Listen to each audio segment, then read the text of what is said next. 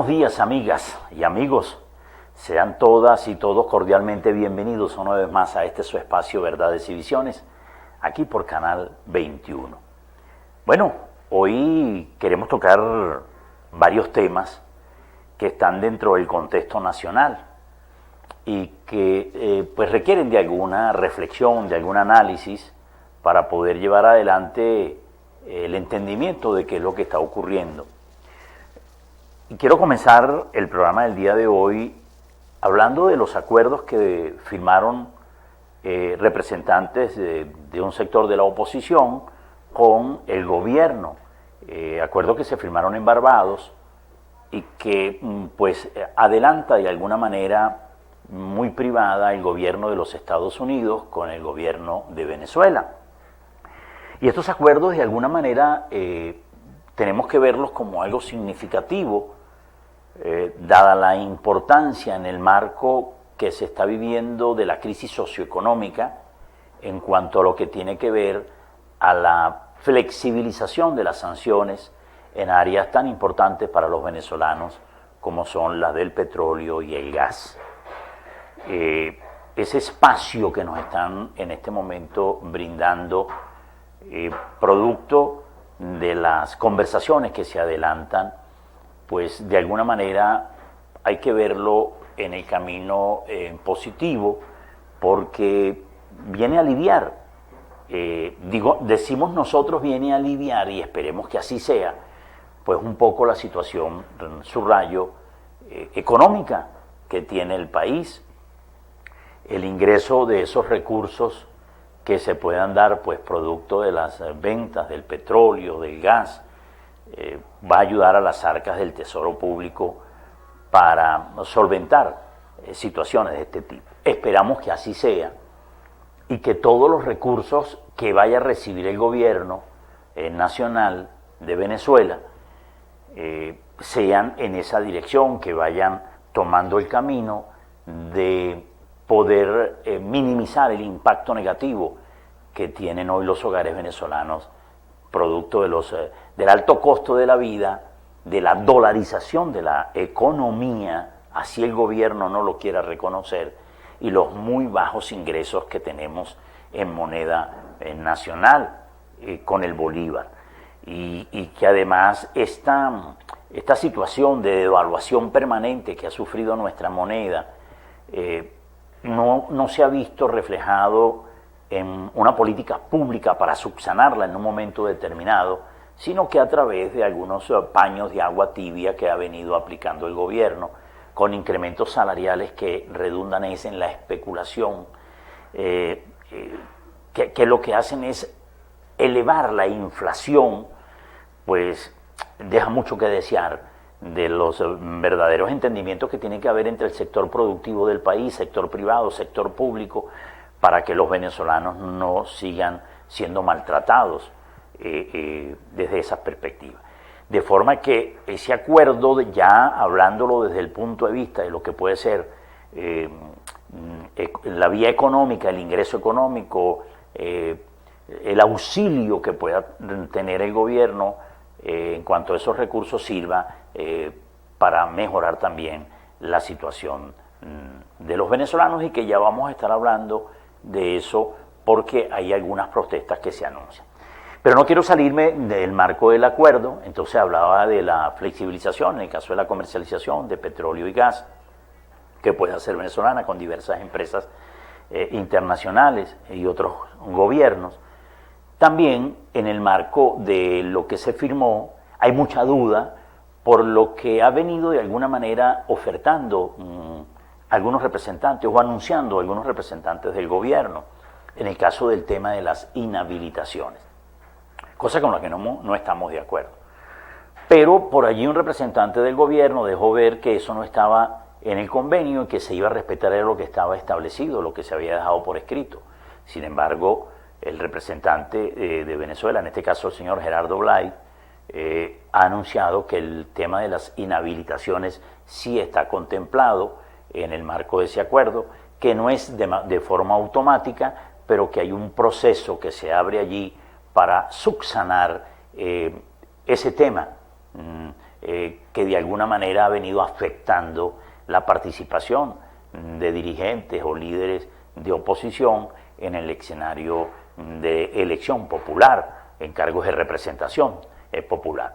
Esperemos que se termine de aclarar ese tema, que se subsane, que se le dé pues el visto que realmente requiere la materia, pues la opinión pública todavía no termina de consumir qué es lo que realmente está allí suscrito, en qué términos realmente se acordó esta situación. Por allí vimos también una declaración del actual presidente de la Asamblea Nacional, el señor Jorge Rodríguez, quien expresó que si no se respetaba lo que estaba allí establecido, lo que era lo que se había firmado, él se vería en la necesidad de decir públicamente algunas cosas que se conversaron en privado. En fin, entramos otra vez en un dilema, ¿no? Lo que firmé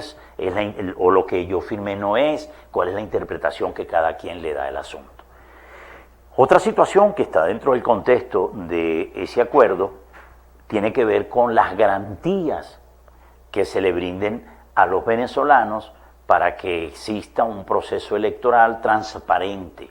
libre, donde todos y cada uno de nosotros pueda participar activamente sin ser coaccionado, y donde incluso los canales de televisión, las diferentes formas que existan de poder hacer la publicidad, públicas y privadas, y sobre todo en los canales del Estado, que son del pueblo venezolano, se les permita la participación a factores de oposición y no solamente a una sola tendencia. Eso que no debería estarse negociando porque es parte de lo establecido en la normativa legal venezolana vigente, pues entra en un escenario de conversación porque la norma está siendo violada y en cada proceso electoral, pues lamentablemente el gobierno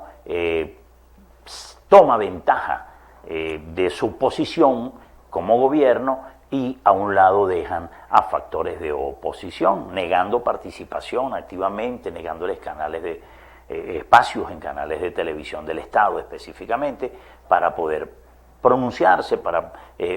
dar a conocer su oferta desde el punto de vista electoral, para que los ciudadanos tengan una visión más clara de las personas por las cuales están votando.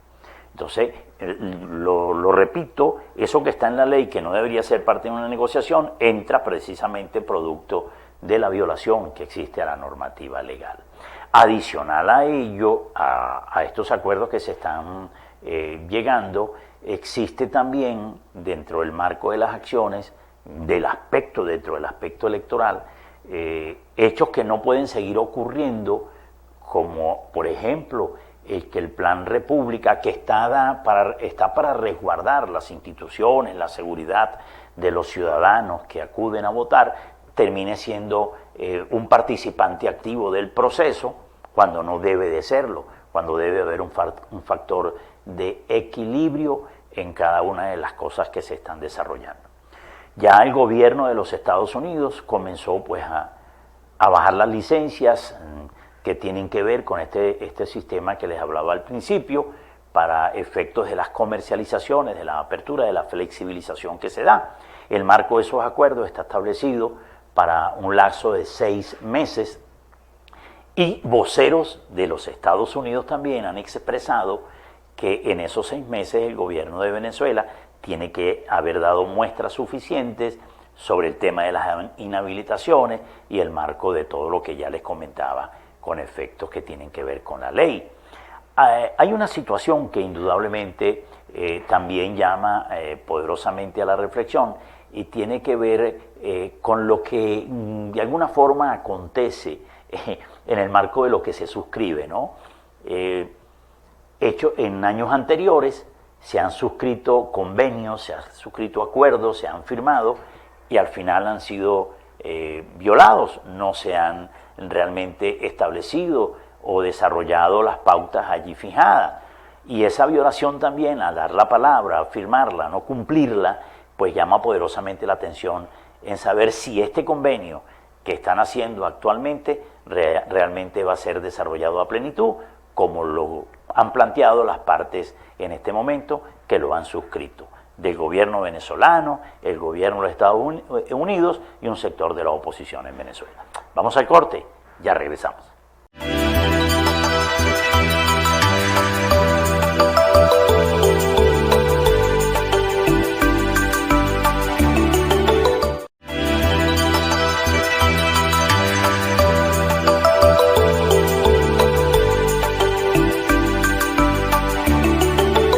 Bien amigos, nosotros retornamos aquí a Verdades y Visiones por Canal 21. Fíjense, en el primer segmento les hablaba de hechos que tienen que ver con algunas protestas y que ya comienzan a ser anunciadas por gremios, en el caso de educativos, y gremios que tienen que ver con los que agrupan a los buhoneros, en el caso específico de San Cristóbal. Voy a referirme en primer lugar al caso de los educadores. Lamentablemente parece ser que los ciudadanos responsables de velar porque el tema educativo en Venezuela esté insertado en el marco de la ley no están deseosos de cumplirlo. Y digo esto porque los gremios educativos asistieron esta semana a los organismos que tienen que ver con el respaldo a los ciudadanos, en el caso de la Defensoría del Pueblo, en el caso de la Inspectoría del Trabajo, concurrieron a introducir un documento exigiendo se les respeten los derechos que tienen los educadores cuando se trata de las manifestaciones, que son legalmente establecidas en la Constitución, que los educadores son llamados por los gremios, que el patrono conoce de ese llamado, es decir, no hay nada oculto, que lo que se está protestando por parte de los educadores es precisamente la exigencia de un ingreso salarial y las prerrogativas, los beneficios que le han venido cortando para que sean restituidos por parte del patrono,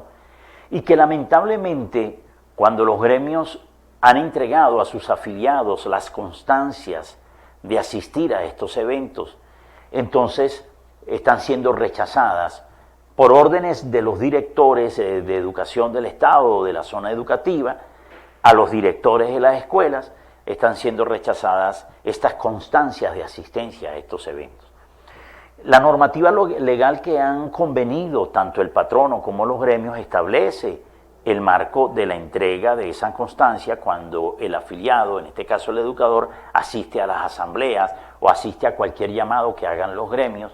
que tiene que ver precisamente con exigencias en el hecho educativo. Entonces no se entiende por qué ante una protesta constitucionalmente establecida, fundamentada, donde incluso los gremios han agotado todos los pasos que deben darse para convocar a las protestas, es decir, han acudido a la Inspectoría del Trabajo, han entregado los oficios, han expresado ante el patrono las opiniones correspondientes, no han sido oídos, no se les ha reunido, no se les da explicación, hay un lapso de espera, el lapso de espera ha terminado, ha concluido, hacen el llamado a estas protestas en la calle, las protestas públicas, hacen el llamado de los gremios a los educadores, ellos asisten y entonces ahora también se les quiere coartar ese derecho. Cuando han sido totalmente pacíficas estas protestas, muy de altura, el sector educativo ha tenido un comportamiento extraordinario en sus reclamos, no ha abusado, no le falta el respeto absolutamente a nadie, simple y llanamente apegado a la norma, exige se le trate como un ciudadano, como un profesional, en el caso de la docencia, y que se les cancele lo que por ley corresponde y se les reactiven nuevamente beneficios que han sido vulnerados por el patrono. De manera que también rechazar ahora la constancia de asistencia que dan los gremios a los educadores para que estos las presenten en sus instituciones educativas es un hecho más violatorio a la firma de los contratos colectivos y de las convenciones colectivas de trabajo. Pero fíjense que no solamente es el tema de reclamo que están haciendo el sector de educación, también el sector que agrupa a los buhoneros, en el caso específico de la ciudad de San Cristóbal, van a salir a la calle a protestar porque sienten que sus derechos le están siendo vulnerados, porque sienten que el espacio que puedan utilizar en un momento determinado para poder recibir económicamente algo que les permita subsistir, está siendo de alguna manera dañado en este caso por el alcalde de la ciudad de San Cristóbal, por la primera autoridad municipal. Entonces, claro, el llamado se entiende en consecuencia que el llamado es a respetar también al comercio formal establecido, que paga de alguna manera los impuestos que además fueron incrementados exorbitantemente, que ha obligado incluso a que muchas empresas, pequeñas y medianas empresas, terminen cerrando sus locales comerciales. Y entendemos que pues los buhoneros de alguna manera se establecen en vías que afectan la situación comercial, pero también hemos visto que ese sector de buhoneros ha recogido las orientaciones que les han dado y se han venido concentrando en lugares que les han asignado para que puedan establecer este comercio. De manera que la calle se anuncia desde ese punto de vista de protestas. Unos pueden tener razón, otros pueden tener media razón. Lo cierto del caso es que queremos apuntar con mucho respeto. La situación socioeconómica en Venezuela, y el Táchira no escapa a ello, es en extremo grave. El alto costo de la vida sigue avanzando y hay hogares que están padeciendo muchísima necesidad, y muchos de esos hogares, muchos de esos venezolanos, pues se activan por la vía del buhonerismo para establecerse un ingreso. No es la mejor manera, porque debería de concretarse la vía formal, la del comercio formal, establecido de acuerdo a la ley, establecerse, tener su registro, sus cosas bien llevadas en negocio formal. Pero también queremos en esto recalcar la situación por la que están atravesando incluso los comerciantes, porque ahora los impuestos que tienen que pagar no les da para poder sostener sus locales. Entonces es una situación muy crítica. Se aproxima el mes de diciembre, las navidades nuestras. Nosotros tenemos una cultura para disfrutarlas, para intercambiar, tenemos un espacio donde se hacen compras, los dineros no están alcanzando, los aguinaldos llegan en cuotas partes, tal cual como el gobierno lo está haciendo, son mínimos. Entonces la situación es qué soluciones le puede presentar, en este caso el gobierno municipal, a los buhoneros, a los señores de la economía informal, para que el trabajo se haga de manera seria, responsable, y se respeten los derechos de todos, y cada quien pueda trabajar para llevar el alimento a sus hogares. Vamos al corte y ya regresamos.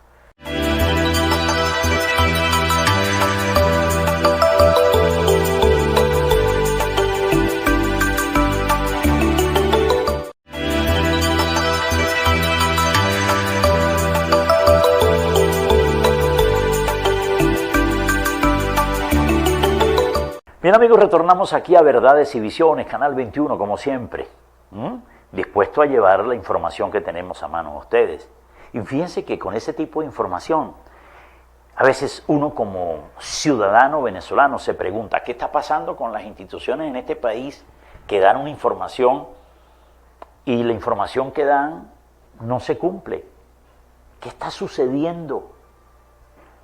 ¿Por qué le decimos a la población una cosa y luego se actúa de otra manera? ¿Qué acontece entonces con el Consejo Nacional Electoral, con las máquinas que tienen a bien institucionalmente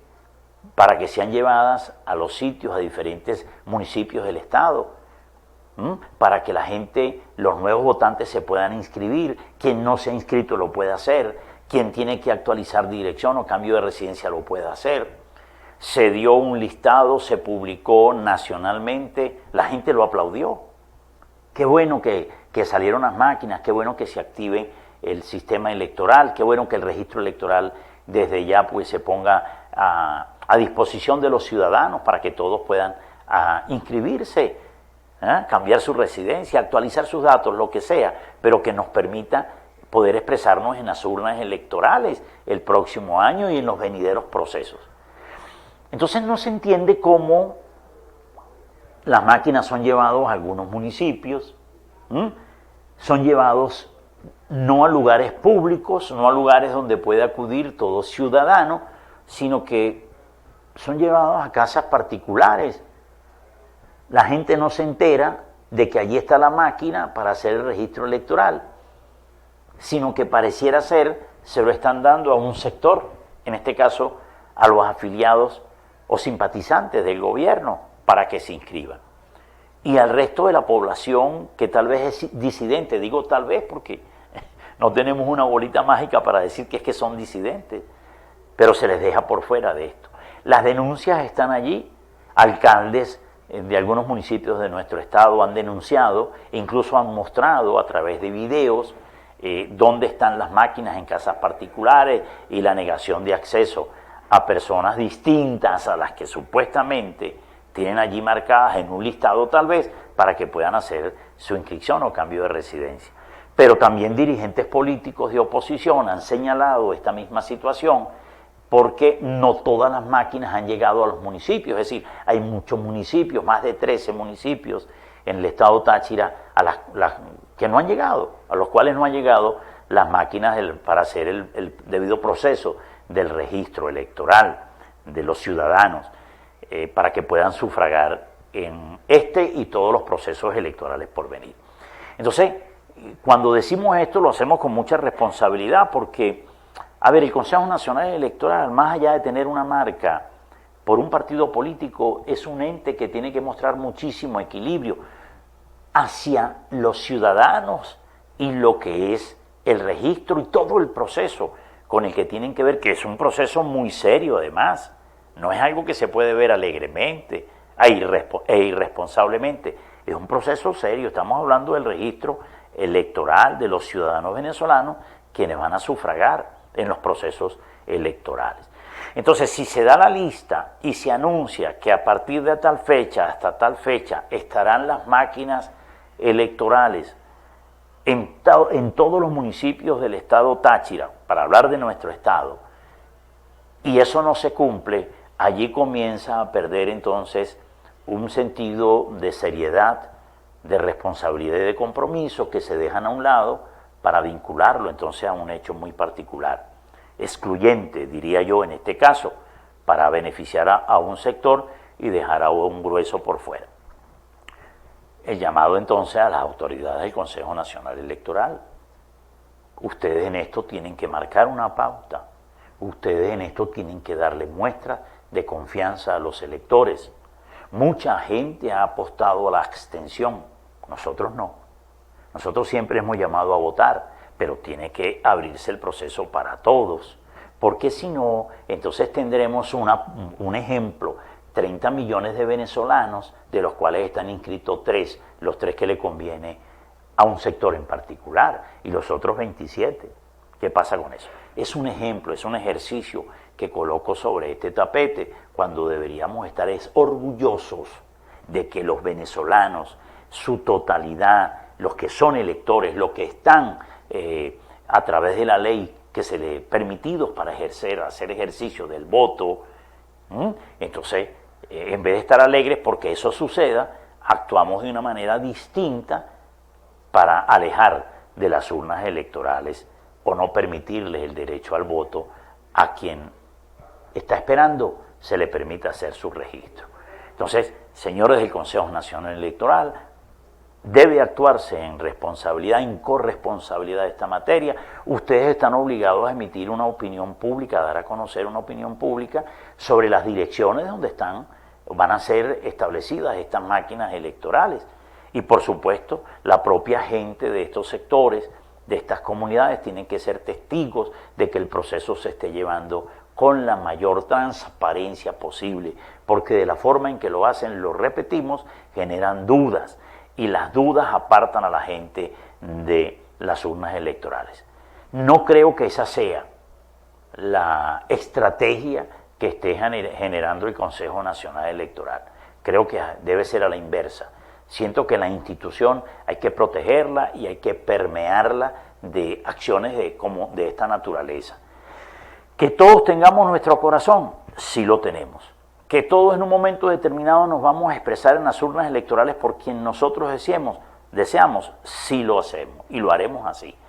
Pero la institución tiene que prevalecer porque por allí hay algo que se dice, las personas pasan, las instituciones quedan. Y hacer algo distinto hoy,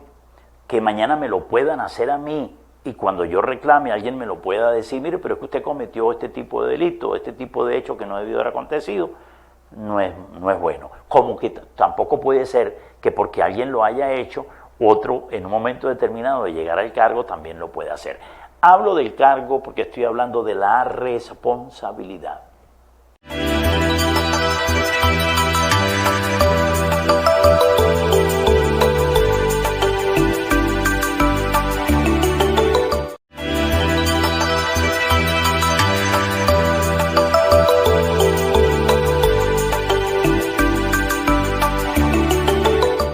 Bien amigos, nosotros nuevamente estamos aquí, Verdades y Visiones, Canal 21.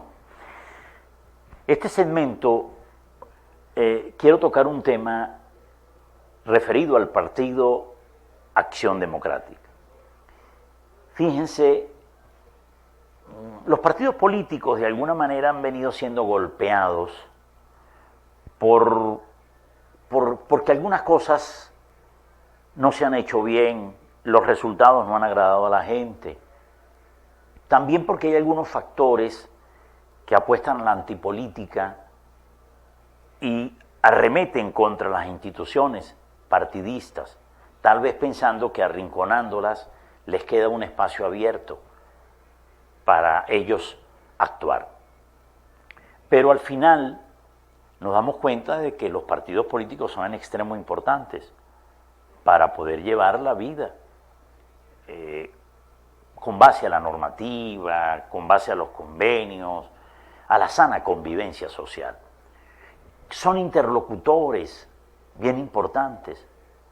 ante quien hace el ejercicio de gobierno e incluso son importantes para el propio partido de gobierno porque mantiene una interrelación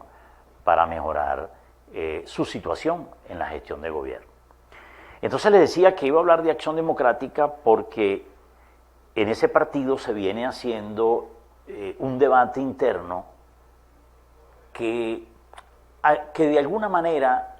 se había dejado a un lado años atrás. Partido que tiene ahorita una serie de situaciones internas, fricciones, porque ha mantenido en los cargos gerenciales de la organización a personas que han estado allí mucho tiempo y que de alguna manera, tal vez por efecto de una costumbre, tomaban decisiones sin consultar a sus bases, a sus dirigentes, a sus militantes. Eso ocurrió con el proceso del año electoral 2020, donde de la noche a la mañana el secretario general que estaba al frente de la organización emite un comunicado anunciando que AD no participaba en ese proceso electoral, cosa que iba contra natura de la propia organización. Asumen otras personas,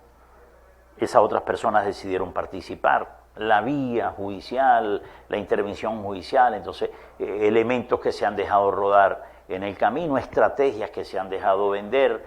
para maltratar a un sector y proteger a otro. Maltratar al que participó en el proceso y proteger a quien no lo estaba haciendo. Hemos dicho que los llamados a la abstención han sido lamentablemente errores permanentes de un sector de la oposición. Pero ha sido un sector que la gente lo ha escuchado y ha actuado en correspondencia, eso tenemos que decirlo. Pero esa abstención ha beneficiado siempre al gobierno. Bueno, eso que estoy explicando ha pasado al interno entonces a Acción Democrática.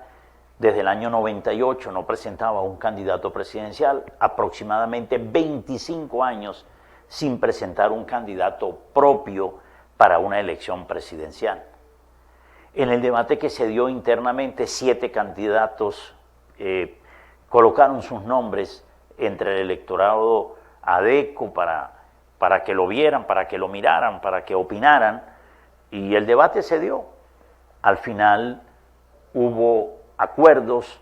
y 5 candidatos declinaron a favor de una candidatura y llegaron 2 candidatos al final, que eran el actual secretario general, el señor Bernabé Gutiérrez, y el diputado de la Asamblea Nacional, exgobernador de Monagas, Luis Eduardo Martínez. Establecieron las negociaciones internas políticas, los acuerdos políticos, el diálogo político que es muy, pero muy necesario, y llegaron a la conclusión de que el candidato que iba a representar a Acción Democrática para la elección presidencial del año 2024 debía ser Luis Eduardo Martínez. Y así lo hicieron, y lo anunciaron públicamente al país el lunes de esta semana, anuncio que trajo consigo la declinación del señor Bernabé Gutiérrez al apoyo a Luis Eduardo Martínez. Ya con esta figura como candidato de AD, esa organización política comienza a andar un espacio, a andar un camino para comenzar a promover en los ciudadanos lo que es su propuesta programática y en consecuencia que la gente lo vaya revisando y vaya también seleccionando, vaya viendo lo que allí se está estableciendo. En ese sector de la oposición que el domingo 22 tendrá su elección con su candidato, pues este factor de Acción Democrática que va a comenzar a recorrer el país, pues hará su oferta y al final del camino tendrá que establecerse conversaciones, diálogos, acuerdos para poder presentar pues la candidatura única que de alguna manera enfrente dentro de mejor término posible, confronte pues el debate con el candidato del gobierno que es el actual presidente de la República. Entonces, Acción Democrática abre ese camino, pero quiero decir algo, porque es importante recalcarlo, dado que mucha gente, he leído mucha gente que expresa que por qué ese señor que ahora es candidato de AD, Luis Eduardo Martínez, no participó en la elección primaria convocada para el 22 de octubre. Pues quiero decirles que cuando lo que llaman la plataforma democrática o el G3 o lo que era el G4 logró aglutinar factores que aspiraban a la presidencia de la República y promovió la primaria, no dejó participar a organizaciones políticas como Acción Democrática, COPEI e incluso otras, porque les llamaban con algunos epítetos y descalificativos, les señalaban por haber participado en el proceso del año 2020. No permitieron eso, y al no permitirlo, indudablemente que el candidato Luis Eduardo Martínez pues no está en la primaria. Entonces esa organización política no está participando allí. Pero eso no evita, no deja tampoco de lado que esa oposición se pueda entender luego con el factor que resulte ganador de este proceso, porque de eso se trata la política del diálogo. Y si realmente queremos y proponemos algo al país con la sensatez que el caso requiere, con la responsabilidad que el momento exige, pues tiene que verse dentro del contexto de la política con P mayúscula, con P grande, de las conversaciones, los acuerdos, los debates que tengan que generarse, el diálogo que sea necesario para llegar a feliz término. Ahora, ¿qué pasa? En el marco del primer segmento, cuando hablamos de los acuerdos, por eso no lo toqué allí, lo quería hacer en este segmento, se estableció como vía que la elección presidencial debía de hacerse en el segundo semestre del año que viene. Octubre dicen muchos que va a ser el proceso eleccionario. Allí no se establece el mes de forma tácita, se dice que puede ser octubre, pero lo cierto del caso es que falta un año para ese proceso. Mucha agua por correr, es bueno que se estén dando los acuerdos ya en un sector, es bueno que los otros sectores también, lo que llaman la alianza democrática, también logren sus acuerdos y al final poder establecer la unión necesaria para ir todos tomados de la mano. Vamos al corte y ya regresamos.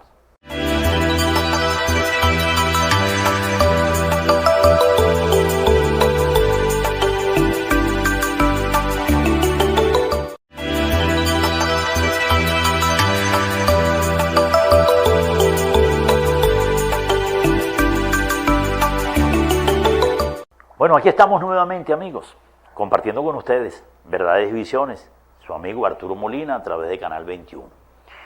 Bueno, les decía hace un momento el candidato de Acción Democrática entonces, el que ya públicamente presentó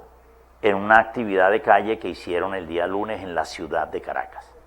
Pero también hay otros candidatos de otros partidos de oposición que no están dentro del marco de lo que denominan plataforma, o G3 o G4, no sé cómo lo quieren denominar ustedes, que están allí y que van a tener su proceso el próximo 22, y esos otros candidatos entonces también tienen que ponerse de acuerdo. Esperamos que así sea. Lo cierto es que el 22, domingo 22 de octubre,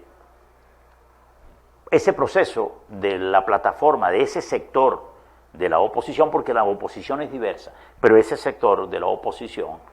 va a celebrar sus elecciones, diría yo, internas, la elección primaria,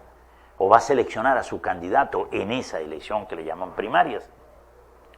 Esperamos que todo se dé de acuerdo a lo que tienen establecido, que quienes tienen dispuesto a participar lo hagan con la tranquilidad, que no se presente ningún tipo de situación irregular, que los temas que habían abordado en semanas anteriores sobre la dificultad o dudas que había para que el proceso llegara a feliz término se hayan subsanado. Eso es importante porque implica que toda la oposición entonces estaría en un marco de referencia que es la vía electoral para realizar los cambios que gran parte de la población está exigiendo. Eso implica que queda a un lado la abstención, es decir, aquella abstención que en el año 2005 le entregó el poder total al gobierno con la Asamblea Nacional, en su totalidad afecta al gobierno porque no se participó, no se llamó a la participación de la disidencia en Venezuela, de los sectores disidentes al gobierno, y que dio pie incluso en el año 2009 a una serie de aprobaciones de leyes que en el marco de lo que está establecido y en el marco de lo que han venido desarrollando, aplicando esta normativa legal, precisamente ha sido no para beneficiar, sino para maltratar a los trabajadores, a los ciudadanos en general. Esperamos entonces que esa lección que se ha dado, que nosotros no vimos luego, fíjense, cuando participamos en las elecciones parlamentarias del año 2015, todos integrados, un triunfo total, que no sabemos por qué se dejó diluir de la manera en que se hizo, pero que de alguna manera hay muestras, hay evidencias de que las cosas se pueden hacer. Pero todo tiene que ser con un plan de acción, en positivo, con un programa de gobierno, una propuesta programática que se ajuste a las realidades de Venezuela, porque aquí no se trata de ir a un proceso electoral con una persona que emocionalmente a todos nos logró conquistar, hablo cualquiera, sea varón o sea hembra, y que en un momento determinado, en cualquier momento en adelante, después de haber asumido la posibilidad de un gobierno, las cosas en menos de 6 meses pues comiencen a truncarse y comiencen a generarse serios conflictos, porque nos vendieron una vez más lo que la gente quería escuchar, pero no lo que realmente se pretendía hacer. Y digo esto con la mayor seriedad, porque para nadie es un secreto en la forma que el mesianismo se ha venido adentrando en el contexto de nuestros hogares cuando se trata de procesos eleccionarios, con ofertas muy populistas que a la gente tal vez les agrada, le tocan el oído, pero que cuando se revisa y se pisa el piso realmente, el suelo sobre el cual estamos parados, como firme, nos damos cuenta de que muchas de esas cosas no pueden ser dadas por lo elitesco, por el populismo que se manejó, con la intencionalidad tal vez de ganar adeptos, pero que es irrealizable en el tiempo. Entonces, esta elección del 2022, nosotros en particular deseamos mucho éxito. Creo que las cosas comienzan a avanzar por un camino del éxito y de la integración, de podernos reencontrar todos. Más allá de los epítetos, de las descalificaciones, está de por medio el país que es Venezuela, y por supuesto están las propuestas que todos nosotros podamos tener a mano, que deben también ser oídas, como deben ser oídas las que tienen las demás. Ese domingo 22, entonces, para que todos estemos claros, un sector de la oposición va a seleccionar su candidato y deseamos, subrayamos con fuerza eso, que todo termine bien para que podamos tener nuevos encuentros con el resto de factores de la oposición para llegar a conclusiones bien importantes para los venezolanos en materia de tener una sola candidatura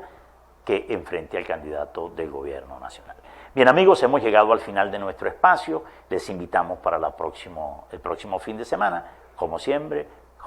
sábados y domingos, 11 de la mañana. Aquí, Canal 21, con un amigo de ustedes, Arturo Molina, Verdades y Visiones. Gracias.